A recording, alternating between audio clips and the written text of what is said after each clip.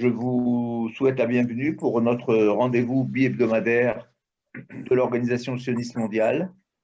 Nous sommes très heureux de continuer en 2021, j'espère pour le moins longtemps possible, ces rencontres par Zoom, qui ont pour but, comme vous le savez, d'essayer de vous laisser le plus possible en contact avec Israël, avec le monde juif et toutes les questions qui tournent autour, j'allais dire, de notre identité tout à fait particulière et des combats que nous devons mener pour préserver et développer notre nation et notre peuple. Alors, ce soir, nous avons le plaisir d'accueillir Raphaël Yerushalmi, Raphaël Jérusalemi en français, qui est connu pour les téléspectateurs de News 24 et d'autres médias spécialistes des questions sécuritaires et des questions de renseignement, je vais dire. Raphaël a édité, et ça sera l'échelle de ce soir, un livre qui s'appelle L'antisémitisme et la désinformation. Évidemment, où l'on parle essentiellement d'Israël et d'antisémitisme. C'est le manuel bleu contre l'antisémitisme et la désinformation, donc je disais. Nous allons essayer avec lui, j'espère, d'apprendre quelques éléments pour nous aider à mieux contrer l'argumentation antisémite qui se répand et qui se propage un peu partout. Je crois que pour ceux qui ont vu les informations, même ces dernières semaines, par rapport à ce qui s'est passé aux États-Unis, à la grande stupeur de certains, de se rendre compte que même dans cette grande nation amie, les phénomènes d'antisémitisme se développent aussi et sont de plus en plus graves, j'allais dire. Et j'espère que par ce manuel professionnel où une grande expérience va nous être partagée ce soir, nous allons nous aider à peut-être aider à diminuer la propagation de ces phénomènes qui sont évidemment ancestraux, mais pour lesquels nous devons être en tout cas tout à fait à l'écoute pour mieux nous préparer à argumenter contre eux. Voilà, donc dans le cadre de ces conférences, je vous rappelle que nous devons fermer nos micros. Nous allons laisser la parole donc à Raphaël et ensuite à David s'il arrive à se brancher. J'espère qu'il arrivera. Je sais que c'est une question qui va susciter énormément de questions de votre part. Je vois que le chat est déjà en mouvement. Donc, un peu de patience. Nous transmettrons vos questions, vos remarques, vos arguments et tout ce que vous avez à dire à notre conférencier, bien que vos micros soient fermés, pour essayer de susciter un débat vers la fin de sa présentation. Voilà, nous allons nous retrouver dès dimanche prochain pour une autre conférence. Je vous remercie à tous. Chodesh Tov, avec quelques minutes de retard, puisque nous rentrons dans le Chodesh Shvat, qui est un petit peu le mois du renouvellement, le mois de l'arrivée du printemps, alors qu'Israël rentre aujourd'hui peut-être dans sa première journée d'hiver. Et pourtant, le Chodesh Shvat nous annonce déjà le retour du printemps avec la floraison des amandes en Israël dans quelques jours. Voilà, c'est pour vous vous donner un petit peu une petite odeur, une petite vue d'Israël, un petit peu ce soir pour vous dire où nous en sommes. Et je transmets maintenant, sans plus attendre, la parole à Raphaël. Toda Rabba, VRF Tov Lekulam. Bonsoir. Est-ce qu'on m'entend bien? Oui, parfaitement, Raphaël. On te voit et on t'entend. Ok, super. Alors, je me présente brièvement. Raphaël Jérusalemi, né à Paris en 1954, très jeune, un petit enfant de 1967 et non de 1968, c'est-à-dire qu'en 1967, à l'âge de la bar mitzvah, en regardant la guerre des 6 jours, je prends la décision que je veux être comme ces jeunes soldats que je vois à la télévision et qui défendent le peuple juif et l'État d'Israël. Et ce sera donc mon rêve de toujours de monter en Israël.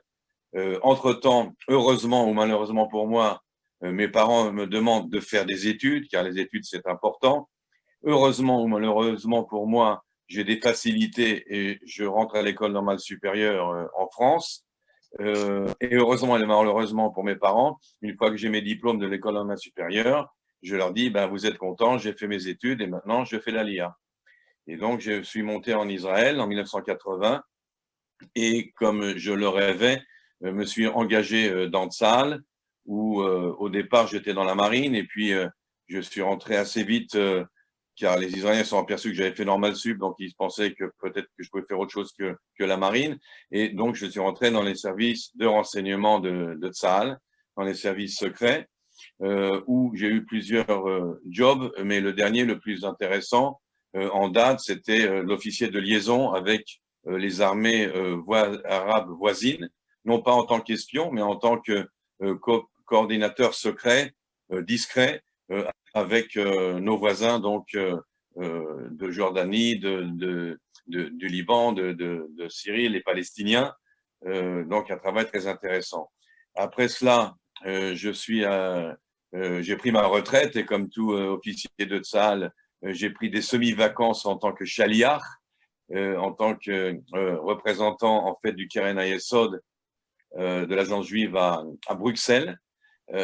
Où donc j'ai mené une activité de chaliar auprès d'une communauté juive, ce qui était très important pour le manuel bleu dont nous allons parler, c'est-à-dire ce pont qu'il y a entre ma naissance à Paris, ma carrière de Tsahal, le retour dans une communauté juive en Europe. À la fin de cette shlichut, il se trouve que des membres de la communauté, je crois qu'il y en a ce soir, qui nous écoutent, des membres de la communauté juive de Belgique, me demandent de mener une campagne tout à fait spéciale, car c'est à cette époque-là, c'est l'époque de la seconde intifada, qu'il y a une récupération politique et médiatique de la seconde intifada par les antisémites, et que certains visionnaires dans la communauté juive de Belgique me disent, mais ça, cet antisionisme, cette politisation à outrance de l'antifada au Proche-Orient, ça va être une voie d'expression de l'antisémitisme en Europe. Sonnette d'alarme qu'ils ont sonné, eux, à mon grand étonnement moi-même. Et donc, nous avons monté une organisation qui s'appelait la Task Force, qui avait des émissions et des sites sur les réseaux sociaux, de désinfo, de désintox. Et nous avons entamé une campagne donc contre la désinformation, contre l'antisémitisme à cette époque-là. Et à cette époque-là, l'ancêtre du livre que je vais vous présenter ce soir est sorti. Il s'appelait Le Petit Livre Bleu. Vous voyez, un tout petit livre qu'on avait sorti à l'époque, mais qui était plus pour répondre du tac au tac aux attaques dont Israël et les Juifs étaient victimes, suivi d'un autre petit livre qui s'appelait Légal, illégal, quels étaient nos droits à nous, citoyens, pour nous défendre contre tout ceci. Et donc, ça a été cette action qui a été menée. À mon grand regret et à mon grand émoi, aujourd'hui, en 2020-2021, eh bien, ce phénomène qui avait commencé à l'époque, eh bien, a pris une ampleur extraordinaire. Il s'est développé dans des tas de directions différentes et l'antisémitisme sévit encore plus qu'avant, d'où l'initiative nouvelle dont nous allons parler ce soir, de ce manuel bleu contre l'antisémitisme et la désinformation. Alors, ce qui m'a inspiré l'écriture de ce manuel, c'est une anecdote que j'ai rencontrée, qui est très simple, une anecdote assez amusante d'ailleurs.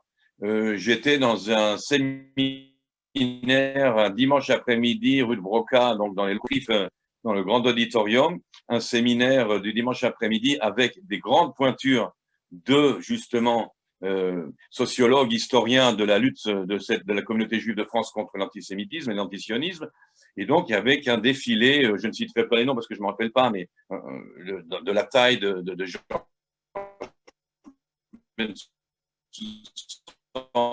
de Tarnero, bon, gens, donc, des grands intellectuels juifs qui analysent ces sources qui expliquaient le schisme, l'extrême droite, etc. etc. Le séminaire, qui était très intéressant, fascinant, a duré à peu près 3-4 heures, à la fin desquelles les questions étaient posables par le public. Et à ce moment-là, une dame se lève dans la salle, elle dit, et je me rappellerai toujours parce qu'elle avait un fort accent marseillais, elle a dit, oui, alors c'est très intéressant ce que vous avez dit cet après-midi. Je comprends que vous êtes des professeurs, des historiens, mais moi, je suis commerçante à Marseille. Moi, je n'ai pas les diplômes que vous avez. Et moi, je fais quoi? Il y a une coupure? Oui, un petit problème de son. Si tu peux t'approcher un petit peu plus du micro, Non, mais en ce que je faisant vais faire, par moins de contre, mouvements. c'est que je vais mettre peut-être des… Je vais faire autre chose. Je vais vous mettre des écouteurs. Je pense qu'elle devrait marcher mieux. Je mets des écouteurs. Ça va. Maintenant,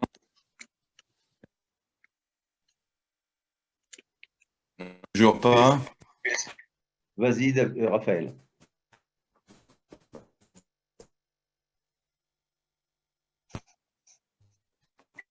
Vas-y, on t'écoute.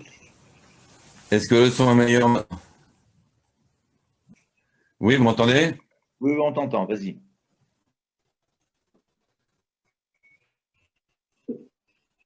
Allô? Ok. Et donc, je reprends. J'étais dans ce séminaire du SPA. Si, on t'écoute. Ok. Donc, cette dame, à la fin du séminaire très érudit, très intéressant du CRIF, pose une question en disant moi, je suis une simple commerçante à Marseille, et moi, je fais quoi quand on me prend à partie? Moi qui ne suis pas une, euh, une intellectuelle, un professeur, comment je fais? Et à ce moment-là, je me suis tout simplement levé dans la salle et j'ai dit, Madame, je vous promets que d'ici quelques semaines, je vous donnerai l'instrument, l'outil qui va vous aider à répondre aux antisémites ou à tous ceux qui vous prennent à partie parce que vous êtes juive ou parce que vous êtes une amie d'Israël. Est-ce que le son est toujours OK? Allez-y, continue, c'est bon. C'est bon. OK. Et donc, je me dis, je vais faire pour tout un chacun, en fin de compte, quelque chose qui soit non pas érudit, qui soit une analyse des problèmes, d'où vient l'antisémitisme, qui, qui, quelles en sont les raisons, etc. Un outil qui soit véritablement utilisable dans l'immédiat face aux problèmes que nous confrontons. Et comment vais-je m'y prendre? Et là, je me suis dit, il y a une chose qui est certaine que j'avais appris de ma première expérience avec un petit livre bleu, c'est que de faire une sorte d'ouvrage de réponse du tac au tac, c'est-à-dire une sorte de polémique, si on est attaqué, si on nous pose des questions très anti-juives ou très anti-israéliennes, quoi répondre tout de suite, j'ai pensé que ce n'était pas réaliste, que de toute façon, nos adversaires étaient de mauvaise foi, c'est donc une perte de temps de les convaincre, que de toute façon, quelles que soient les explications qu'on leur donne, ils vont nous attaquer par un autre angle, comme ils savent le faire, et que c'était donc une perte de temps. Et que ce qui était beaucoup plus important que de polémiquer dans cette histoire de l'antisémitisme et de l'antisionisme, c'était d'informer. Et d'informer non pas nos ennemis, qui de toute façon, l'antisémitisme, on le voit dans le petit manuel, on va en parler, c'est une maladie. Donc, c'est pas eux qu'on va convaincre, on va pas perdre notre temps et notre énergie à essayer de convaincre des gens qui nous détestent. Par contre, là où nous ne faisons pas suffisamment d'efforts, en général, c'est de nous investir dans toutes les personnes qui, d'une façon honnête, sincère, auraient envie de mieux comprendre, de mieux savoir, si on leur expliquait les choses, qui comprennent, qui sentent plus ou moins qu'ils n'ont pas toute l'information, que ce qu'on raconte à la télé ou autour d'eux, ce n'est pas tout à fait la vérité. Il y a des milliers et des millions de gens comme cela en France et en Europe qui ne demanderaient pas mieux que d'être mieux informés. Et je pense que c'est beaucoup plus important de s'investir dans ce public-là et puis aussi dans l'éducation de nos enfants, de nos petits-enfants et de leurs amis autour d'eux. Donc, l'action éducative me paraît beaucoup plus importante. Je pense qu'aujourd'hui, dans la montée de l'antisémitisme en France, il y a des mesures juridiques qui sont prises, des mesures policières même. Beaucoup de mesures sont prises, mais en fin de compte, à long terme, ce qui va vraiment marcher, la seule chose dans laquelle on peut avoir un espoir, c'est l'éducation, c'est éduquer les gens à long terme.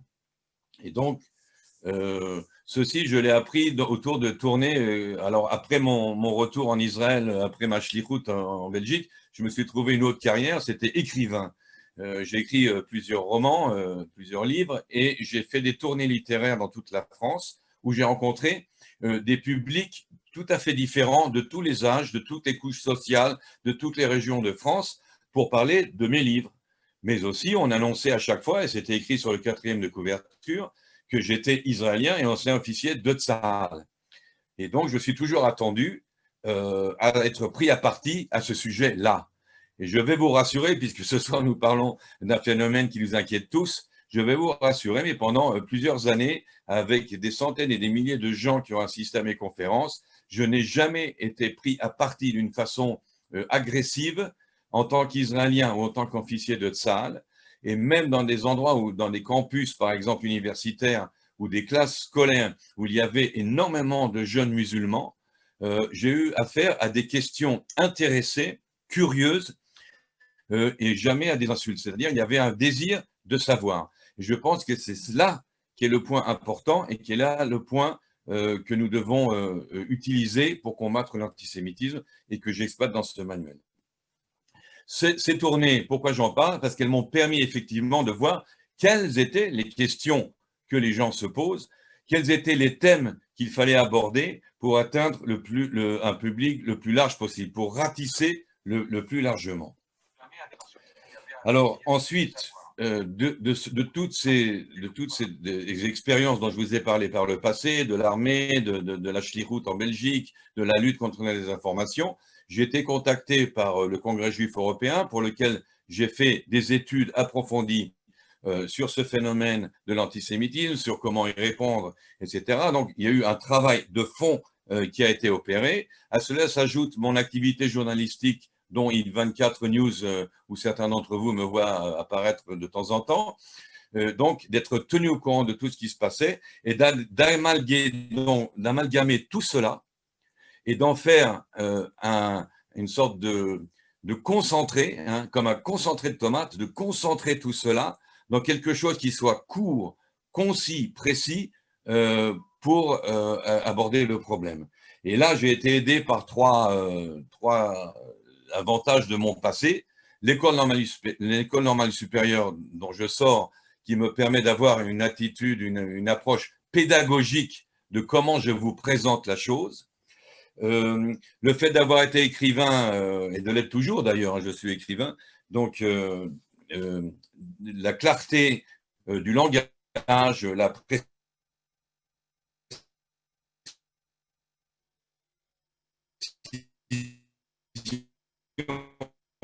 des termes employés, que j'ai peut-être par rapport à d'autres intellectuels juifs, c'est l'armée. L'armée, c'est la concision, c'est ne pas parler pour ne rien dire, c'est d'aller droit au but et donc d'utiliser ce format militaire pratiquement pour vous donner un manuel qui soit une sorte de manuel militaire, de mode d'emploi de comment combattre l'antisémitisme et la désinformation. Et comme vous le voyez, il est fin, il n'est pas long. Alors, son format, c'est, puisqu'on parle de l'armée, hein, mais aussi de l'embrassup, c'est 3 parties. On fait toujours les choses en 3 parties dans cet ouvrage. Ces 3 parties sont divisées en plusieurs chapitres, mais dans chaque chapitre, dans chaque thème que j'ai utilisé, je vais vous donner un exemple, le problème de Jérusalem, par exemple, ou qu'est-ce que le judaïsme, par exemple. Eh bien, tous ces thèmes-là sont limités à 10 points. Je me suis obligé, forcé à me limiter à 10 points. Donc, chaque thème qui est abordé, par le capital Israël, qu'est-ce que ça veut dire dans l'histoire juive par rapport aux musulmans, par rapport aux catholiques, eh bien, tout cela, ce qui est un vaste problème en fin de compte, où des volumes et des volumes ont été écrits, je le réduis aux 10 points essentiels qui sont importants de connaître et sans lesquels aucune discussion ne tient debout, mais en plus pour vous, le lecteur, donc vous avez les 10 points essentiels très courts à expliquer sur Jérusalem. Et en plus, dans les 10 points, je vais essayer de vous montrer une page ici n'importe laquelle, dans les 10 points, vous avez en plus des caractères en gras, c'est-à-dire dans chaque point alinéa, vous avez en plus en gras la phrase essentielle qui réduit encore plus ce passage que je vous indique. Même en lisant juste le caractère en gras, vous avez déjà une tente assez vaste. Donc ça, c'est le format que j'ai choisi pour que ça soit pédagogique, clair, concis et facile à utiliser. Et puis, ce qui est important dans cet ouvrage, c'est qu'il est absolument, totalement factuel. Il n'y a rien, je me suis forcé, je me suis fouetté pratiquement pour qu'il n'y ait aucune couleur idéologique, politique, pour qu'il soit absolument irréfutable, c'est-à-dire tous les chiffres, toutes les citations, tous les événements dont on parle dans cet ouvrage sont vérifiés, contre-vérifiés, survérifiés, inclus par des experts. Lorsqu'il s'agissait de la religion chrétienne ou de l'antisémitisme classique catholique, c'est vérifié par des prêtres catholiques. Lorsqu'il s'agit de l'islam, c'est vérifié par des amis musulmans à moi. Donc tout a été vérifié parce que tout simplement, il faut que ce soit clair, factuel et qu'on n'est pas là pour parler en l'air. Et comme je l'ai dit tout à l'heure, on n'est pas là pour polémiquer, mais juste pour dire la vérité, car notre grand avantage sur nos ennemis, anti-Israël ou anti-juifs, c'est que eux, pour avoir un bon argument tenable, ils sont obligés de mentir. Nous avons la vérité pour nous, donc ça nous facilite tout de même la tâche. Et puis en plus, je savais bien qu'on m'attendrait au tournant. Raphaël Girozani, on l'attend souvent au tournant, même à la télé ou ailleurs. Donc je savais bien que on allait m'attendre à la moindre incartade que je commettrais dans ce manuel. Il y aurait beaucoup de gens pour m'attaquer. Donc j'ai fait en sorte que. Alors, quelle est la logique maintenant de ce manuel? Qu'est-ce qu'il y a dedans? J'ai dit 3 parties. La première, c'est les notions essentielles. Il y a aujourd'hui un problème dans tous les débats, dans toutes les émissions de télévision, dans tous les articles qu'on écrit dans les journaux. On se perd effectivement dans des débats politiques très vifs. Beaucoup de gens veulent montrer à quel point ils sont intelligents, érudits, principal, les choses essentielles. Et là, je rappelle donc dans ce premier chapitre certaines choses que ce sont des choses que vous et moi connaissons, mais nous ne les avons pas en ordre dans notre esprit. Imaginez-vous que quelqu'un tout d'un coup vous demande de but en blanc, c'est quoi être un juif? C'est quoi le judaïsme? Alors vous savez ce que c'est le judaïsme, mais êtes-vous vraiment capable tout d'un coup, comme ça, de but en blanc, de répondre c'est quoi le judaïsme? Alors là, vous l'avez très très succinctement, ça met vos idées en ordre. Ça veut pas dire que je vous apprends nécessairement tout. Vous allez beaucoup apprendre à des questions de ce genre. Il a fallu bien sûr faire des choix et je me suis mis surtout à la place des gens qui ne savent pas. Je me suis mis à la place des gens qui nous posent ces questions. Quand quelqu'un me dit « c'est quoi un juif ?» C'est Israël, c'est quoi? D'où ça vient? Je me suis mis à leur place et là, je vous donne les éléments très très simples que vous connaissez peut-être ou vous ne connaissez pas. Je vous les mets dans l'ordre et vous pouvez répondre à cela. Par exemple, quand on nous dit c'est quoi Israël, je commence tout d'abord par vous rappeler d'où vient même ce nom d'Israël, pourquoi on a choisi pour l'État juif le nom d'Israël. On aurait pu choisir Sion, on aurait pu choisir la Judée, puisque c'est un État juif, et puis Sion parce qu'on est sioniste, mais on a choisi Israël, qui était au départ le deuxième nom de Jacob, et je vous donne les explications de pourquoi Israël s'appelle Israël. Ce sont des choses qui ont l'air comme ça, pas tellement importantes, mais qui sont en fait intéressantes, qui intriguent celui avec qui vous les expliquez, et qui en fin de compte soutiennent notre thèse. Après cette première partie, donc de toutes les notions essentielles, on parle de Jérusalem, on parle qu'est-ce que l'antisémitisme, du mot même l'antisémitisme, d'où il vient. Et puis, on passe à la seconde partie du manuel, qui est les menaces actuelles. Quelles sont les menaces actuelles contre le peuple juif, contre Israël, et comment y faire face surtout? Car les menaces sont de plus en plus variées. Aujourd'hui, comme l'antisémitisme est un délit punissable par la loi, et qu'en plus, il est mal perçu quand même comme un racisme dans la société, eh bien l'antisémite, aujourd'hui, à la différence de par le passé, se cache, se déguise, porte des masques. Il change de couleur comme un caméléon pour éviter la loi, mais aussi pour avoir l'air correct. L'antisémite d'aujourd'hui, c'est quelqu'un de bien, c'est quelqu'un d'intègre, qui se présente comme quelqu'un d'intellectuellement honnête. Tout cela pour se dissimuler. Et donc, à nous, dans ce petit manuel, donc on le démasque très facilement. Je démasque donc quelles sont les nouvelles formules et les nouveaux forums auxquels les antisémites font appel pour déguiser leur antisémitisme. L'antisionisme n'est que l'un d'eux.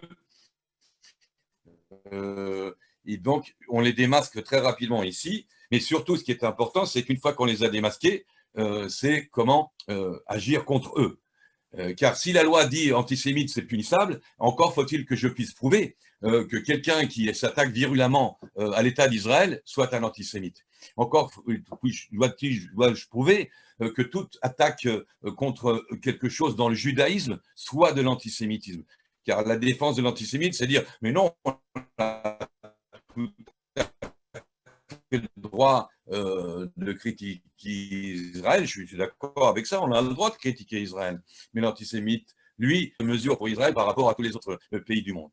Et donc, il faut pouvoir prouver cela en justice, que ceci ou cela est de l'antisémitisme. Et là, je donne effectivement les recours possibles. Car ce qui est important aussi dans ce manuel, c'est que c'est la puissance que chacun d'entre nous possède en tant qu'individu, en tant que citoyen. Nous ignorons à quel point nous sommes capables d'agir et de changer la donne et de faire des choses. Et d'ailleurs, si nous ne le faisons pas, chacun d'entre nous, oui, ensemble, rien ne se passera, rien du tout. Donc, chacun a cette responsabilité-là de ne pas laisser passer le racisme et l'antisémitisme, mais en plus, il en a la capacité, il en a le pouvoir. À commencer par le fait qu'il est un citoyen. Car lorsque l'on parle, par rapport aux médias, par exemple, qui attaquent Israël, de la liberté d'expression ou de la liberté d'opinion, eh bien, la liberté d'expression et la liberté d'opinion, c'est avant tout la vôtre. Ce n'est pas celle de tel ou tel journal, ce n'est pas celle ou telle de tel journaliste à la télé, c'est avant tout celle du citoyen que vous êtes. C'est cela que les valeurs de la République défendent, c'est cela que les droits de l'homme prennent en considération.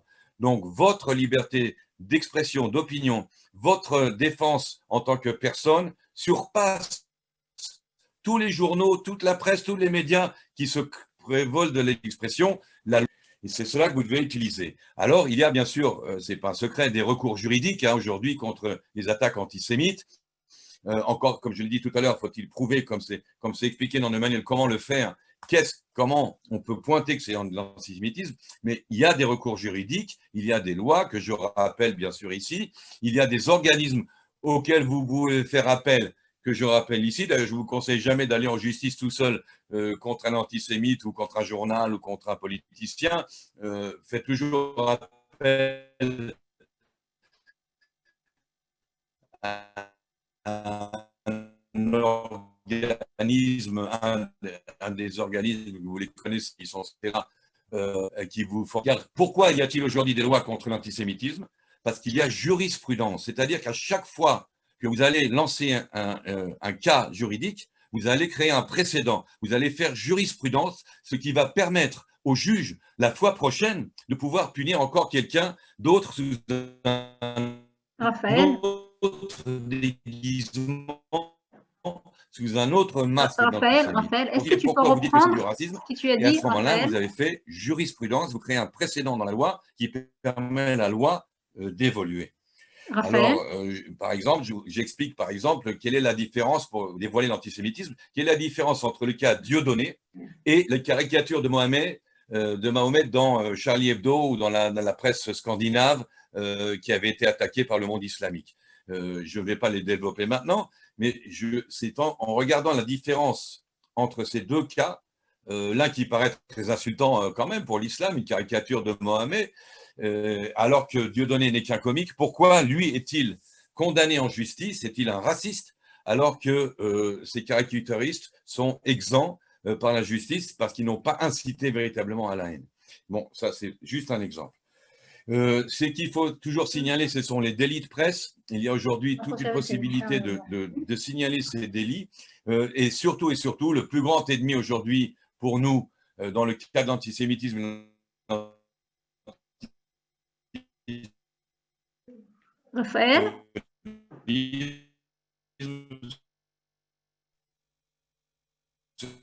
Raphaël?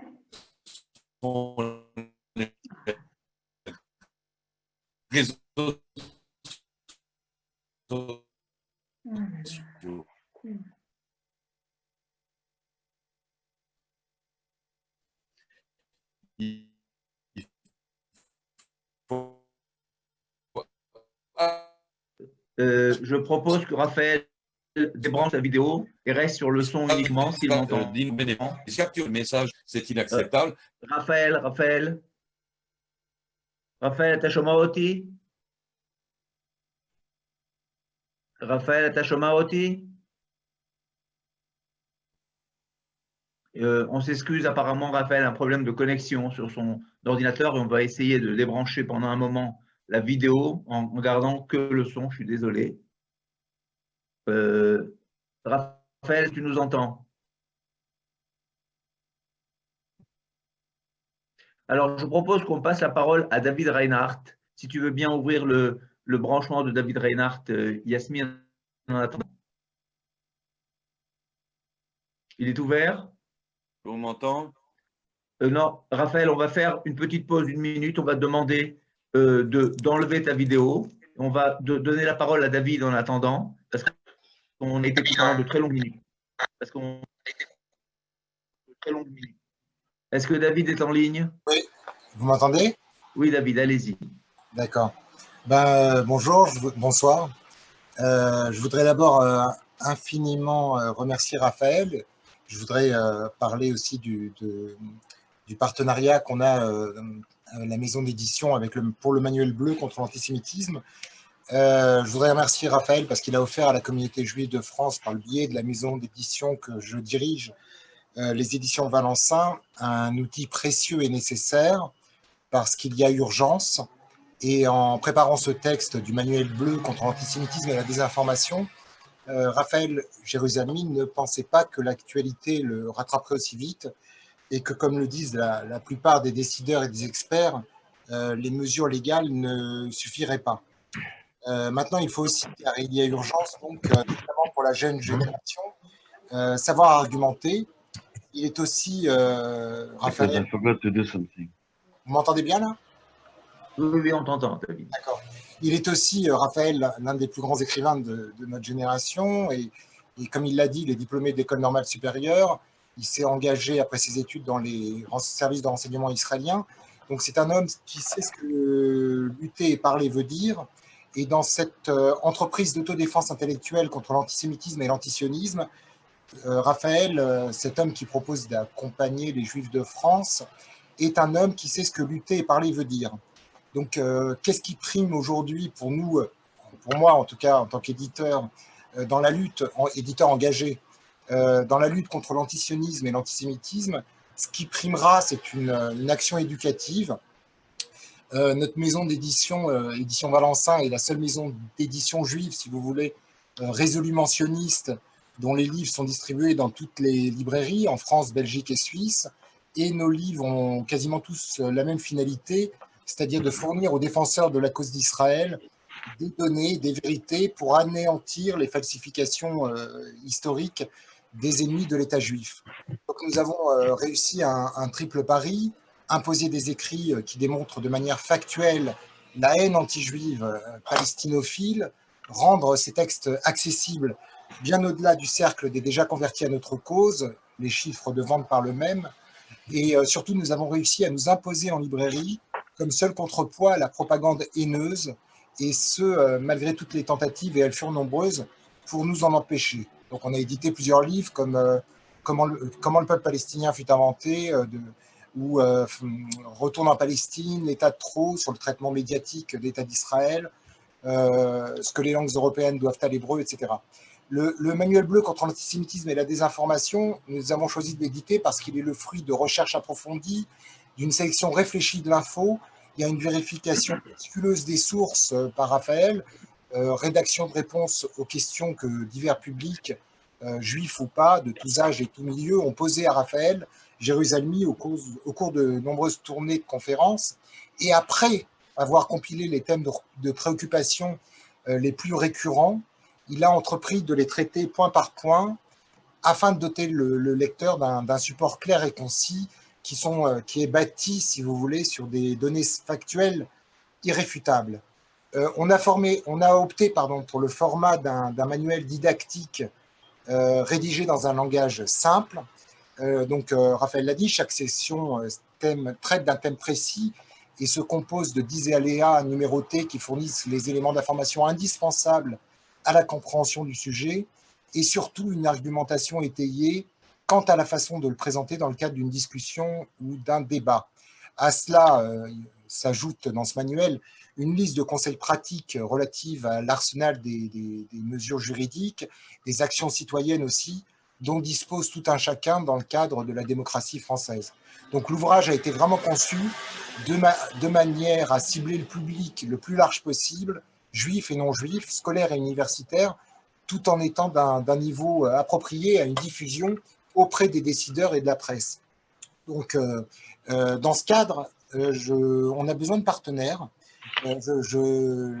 La communauté s'est déjà largement associée à ce projet de lutte contre l'antisionisme et l'antisémitisme, qui souvent vont de pair, ou quasiment toujours.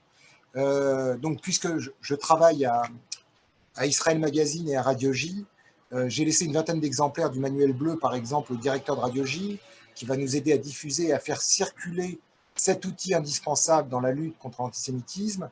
Nous avons déjà créé 5 partenariats.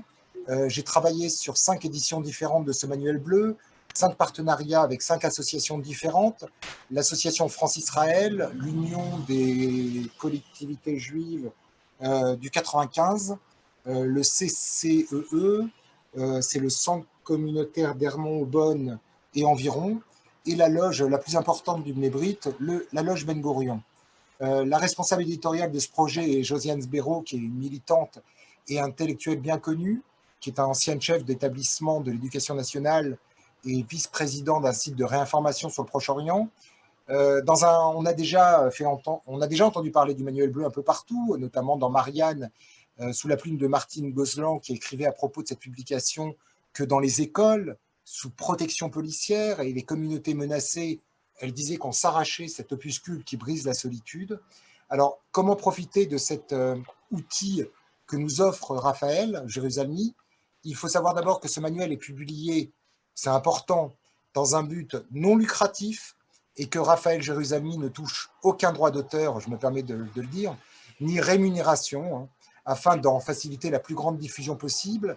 Alors, à titre privé ou pour le compte d'une institution, vous pouvez commander des exemplaires personnalisés auprès de l'éditeur, c'est-à-dire nous, avec logo, sigle, préface ou lettre du président, ou une préface même si vous êtes un particulier à titre privé.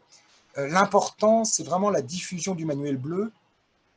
Je disais que les jeunes générations ont besoin d'un outil pour contrer l'argumentaire antisémite, antisioniste, et que parfois, malheureusement, ils n'ont pas la culture minimale pour répondre à des questions simples. Donc, c'est vraiment important qu'il y ait un outil synthétique qui les aide dans leur argumentaire. Raphaël Jérusalemi, si vous voulez être partenaire du manuel bleu pour le compte d'une institution ou même à titre privé, rédigera une autorisation s'il est d'accord, mais il est d'accord, et une confirmation officielle qui n'exigera aucune rétribution pécuniaire ou autre. Je souligne aussi que ce texte vient d'être traduit en anglais à leurs frais par des juifs américains. Il s'agit d'une traduction professionnelle de toute première qualité. Il faut que nous réfléchissions comment aussi en faire bon usage. Donc, si vous souhaitez participer à cette entreprise, vous pouvez nous écrire à édition Lévy-Valensin, VALENSIN, 16 boulevard Saint-Germain, 75 005 Paris. Le numéro de téléphone, c'est 01 46 37 67 08, 01 46 37 67 08, ou bien par mail, édition.valensin, VALENSIN, il y a un point entre édition et Valensin, @gmail.com. Et bien sûr, si des gens, nous, on est très friands je vous disais tout à l'heure, on édite beaucoup de manuscrits pour défendre Israël et pour fournir aux défenseurs de la cause d'Israël des données et des vérités, je répète, pour anéantir les falsifications historiques des ennemis de l'État juif. Donc, si vous avez des manuscrits, n'hésitez pas, vous pouvez nous les envoyer aussi. Voilà. Merci David. Merci, David. Je propose que toutes les coordonnées, tu les écrives sur le chat pendant que nous redonnons la parole à Raphaël. J'espère que la connexion et Raphaël est meilleure. Je m'excuse, Raphaël, de t'avoir interrompu.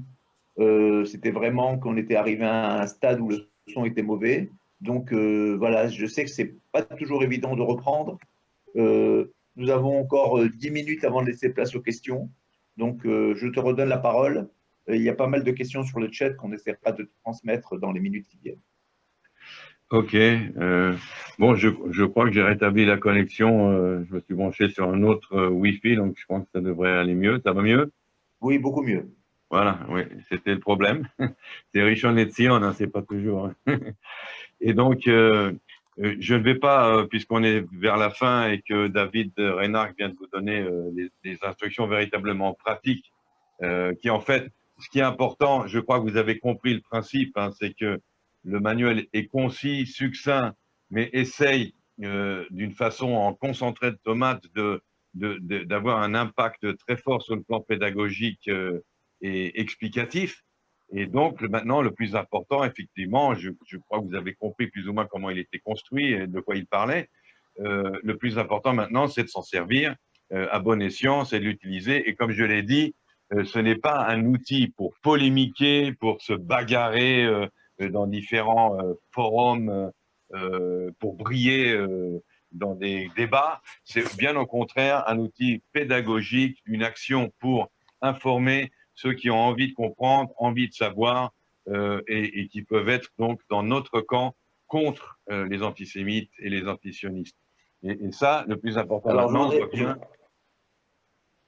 Oui. Alors, je voudrais, avant de passer aux questions, rappeler à David s'il veut bien nous mettre vraiment ses coordonnées, mail, téléphone et toutes les coordonnées qu'il a bien voulu nous donner tout à l'heure oralement, parce que je crois que vous faites appel ici finalement de façon la plus simple possible à des coopérations et des collaborations avec les différentes personnes qui nous écoutent. Sachez que cette conférence en direct sur Facebook, elle sera ensuite accessible en différé par plusieurs centaines, voire plusieurs milliers de personnes par la suite, en dehors de ceux qui nous suivent maintenant en direct sur Zoom.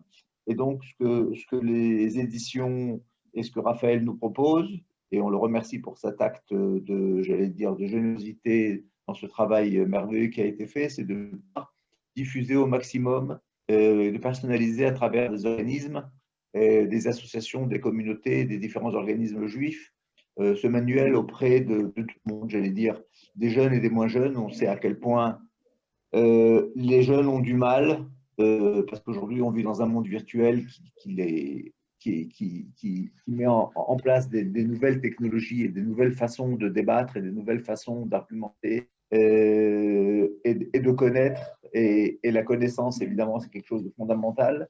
Je crois que c'est aussi le rôle de la génération qui passe, c'est-à-dire de la génération auquel nous appartenons avec Raphaël, d'essayer de transmettre le flambeau pour faire en sorte que les jeunes, au sens le plus large du terme, puissent être le mieux formés, le mieux informés pour répondre. Alors, on sait que c'est un long chemin. Raphaël l'a dit, on sait qu'on ne va pas arrêter l'antisémitisme. L'antisémitisme est une maladie qui gangrène le monde entier, je l'ai dit dans mon introduction, qui arrive aujourd'hui à grands pas, même s'il a toujours existé, mais on le voit de façon un peu plus forte aux États-Unis, alors qu'on le connaît dans la vieille Europe depuis très très longtemps. Et je crois qu'il faut qu'un maximum de personnes à travers notre communauté, c'est notre responsabilité en tant que juifs, en tant que citoyens, en tant que, je crois que ça a été dit dans tous les mots qui correspondent, de pouvoir être en place. Alors on nous rajoute, on nous demande un élément supplémentaire. À titre d'information, c'est vrai que c'est peut-être, je ne veux dire pas moins utile, mais est-ce que ce manuel est trouvable aussi en Israël? Oui, tout à fait. à la librairie du Foyer de Tel Aviv, la librairie de Myriam Haji. Le Donc, Marborek, c'est ça. la librairie du Foyer à Tel Aviv. Il y en a plusieurs exemplaires disponibles dès demain. D'accord. On nous demande quel est le coût.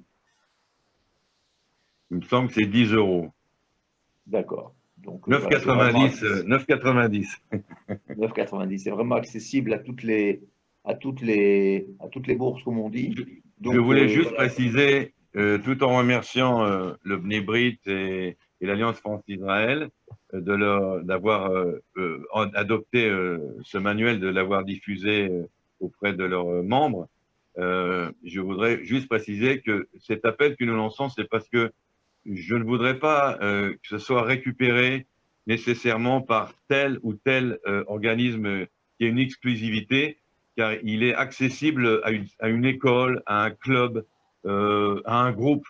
Et je pense que c'est beaucoup mieux si ça se répand de cette manière-là, d'une façon un peu bouche à oreille, dans des petites communautés, dans des petits cercles.